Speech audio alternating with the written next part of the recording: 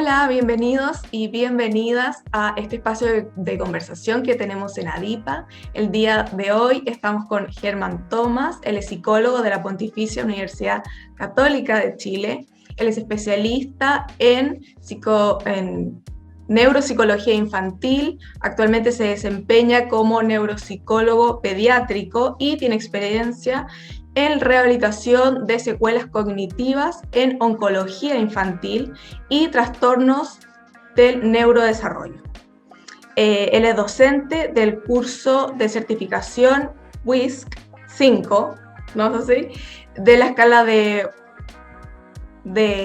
Bachelor de inteligencia para niños, que parte el 12 de julio.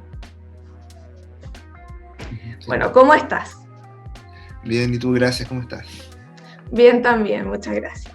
Bueno, partamos un poco para entender de qué se trata este curso, qué es esta escala y qué aspecto mide, en este caso de los niños. Ujú. Bueno, el WIS-5 es la escala Bessler de inteligencia para niños, quinta edición. Es uno de los instrumentos más utilizados a nivel mundial y el más utilizado en Chile para evaluar las habilidades cognitivas generales en la población pediátrica, vale decir lo que llamábamos antes la inteligencia. Ya. Es uno de los instrumentos más completos, es bien complejo de administrar en un principio, pero otorga muchísima información y es muy valioso para poder hacer un perfil cognitivo de los niños. Ya. ¿Y qué alteraciones o trastornos es posible identificar a través de este test o de esta escala? Bueno, particularmente con la administración de este test, uno no debiese hacer un diagnóstico formal, pero ¿Ya? sí despejar algunas dudas sobre algunos criterios, como por ejemplo, el criterio de discapacidad intelectual requiere verificar las habilidades cognitivas generales. Entonces, según la clasificación internacional, ¿cierto? Se requiere un puntaje de 2 desviaciones estándar bajo una prueba estandarizada de inteligencia. Y el B5 es eso, es una prueba de inteligencia estandarizada que nos permitiría despejar la duda de este criterio, si hay o no una puntuación baja en inteligencia. Pero también, ¿qué pasa? El B5 se utiliza mucho para hacer un perfil cognitivo y cuando queremos despejar dudas sobre dificultades en atención o dificultades en el aprendizaje, es importante tener un perfil de cómo están estas habilidades, porque en base a eso uno puede determinar si es que, y además de más información, podría haber un problema o no. Claro. ¿Y en qué contextos se solicita esta prueba o esta escala? En los contextos educativos, ¿cierto? Es requisito para ingresarlos a los programas de integración escolar que los chicos tengan una evaluación con el BIS-5. Y sobre todo hoy en día que ya este año se decidió completamente empezar la aplicación de BIS-5 en todos los colegios de Chile.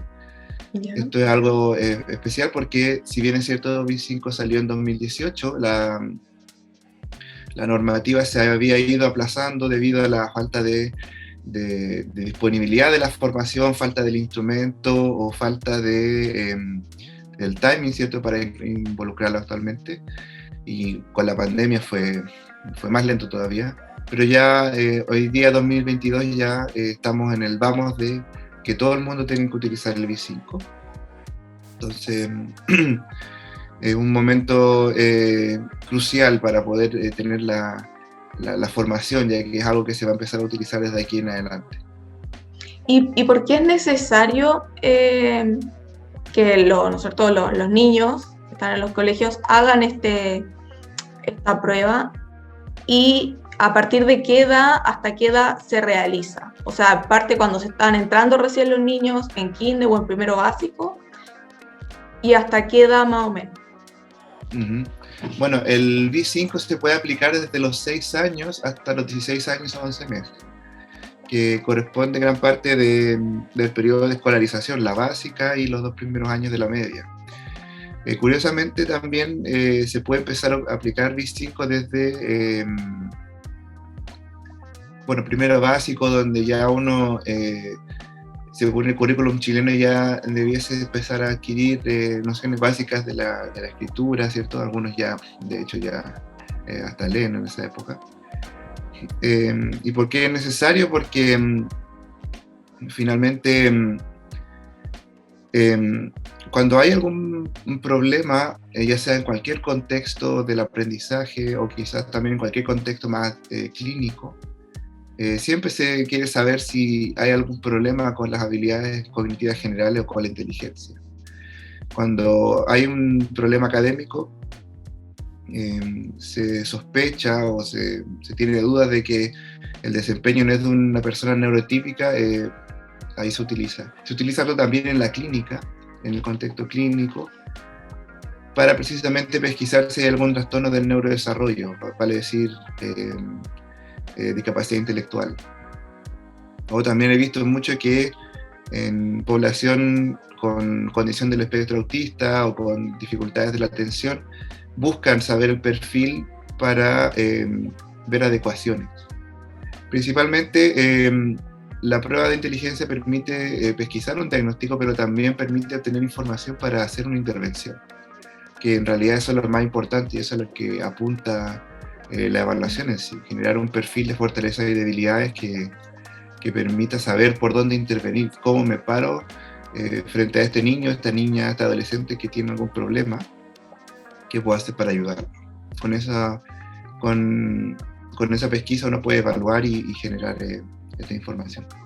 O sea, que esta escala se utiliza tanto en el contexto escolar, ¿no es cierto?, que se utiliza en los colegios, y puede darse también dentro de una consulta clínica, como dices tú. Sí, inclusive también yo he visto, pero casi no es la sensación en Chile, pero se podría utilizar también en contexto forense en caso de que se quisiera pesquisar si la persona tiene o no sus habilidades intelectuales conservadas. Pero sí, particularmente se utiliza más en la consulta privada, se utiliza en el colegio o también en el contexto clínico, ya sea en hospitales o en centros de rehabilitación. Y respecto al proceso de realización de esta prueba, ¿qué factores en la práctica se deben tomar en cuenta para llevarlo a cabo de manera correcta?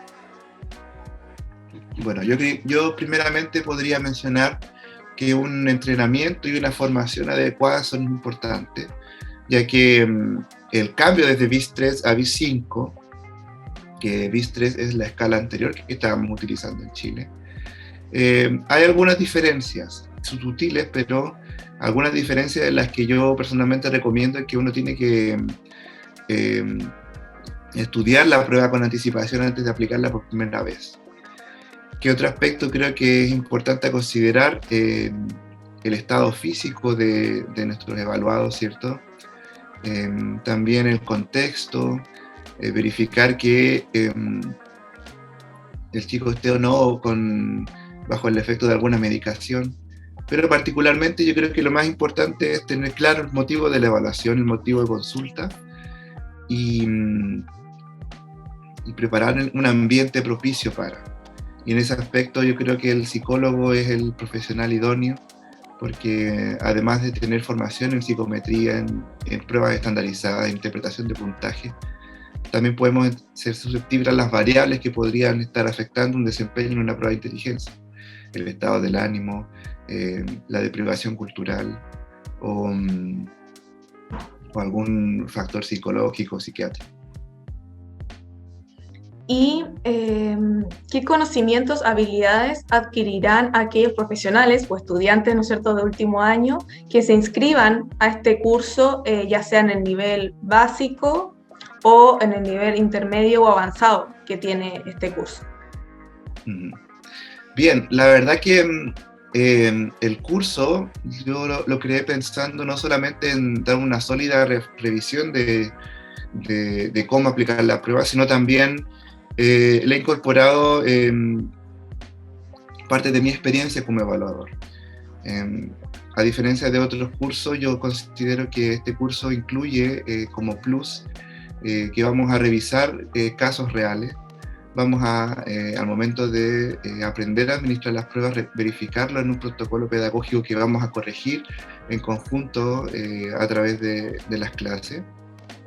Y qué contenidos creo yo que se van a ver de todas maneras. Primero, una sólida revisión de las teorías contemporáneas sobre la inteligencia, particularmente la teoría de Cattell-Horn-Carroll, que hoy en día se utiliza harto para explicar cómo evaluar la inteligencia en múltiples escalas, simplemente, no solamente las escalas Bechdel. Vamos a hacer una pequeña revisión del modelo cognitivo y vamos a revisar en profundidad la administración de BIS5, las 15 subpruebas. Vamos a aprender a calcular los índices principales, los índices secundarios, también cómo interpretar dichas puntuaciones. Vamos a ver en profundidad también cómo hacer el cálculo de las observaciones de proceso y también cómo podemos interpretar toda esa información en un informe que pueda ser flexible, que pueda ser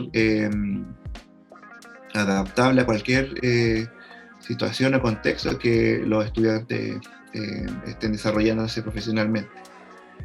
Y también siempre yo considero que uno de los aspectos más importantes del curso es la variedad de los alumnos. Nos podemos enriquecer con la experiencia o los rubros con los que los mismos estudiantes presentan a lo largo del curso. A mí me gusta hacer una metodología de participación activa, de cuando revisemos los casos involucrar la perspectiva de los estudiantes para que todos podamos ver y darle la vuelta al caso lo mejor posible. Y por último, me gustaría que me contara un poquito cómo se lleva a cabo, teniendo en cuenta que son, como tú dices, 15 subpruebas, y cómo, en qué tiempo se desarrolla, teniendo en cuenta que es una prueba que toma un tiempo llevarse a cabo en cada paciente, o en cada estudiante, ¿no es cierto?, cada niño, o es algo que se va desarrollando a través de los días, o cómo funciona eso.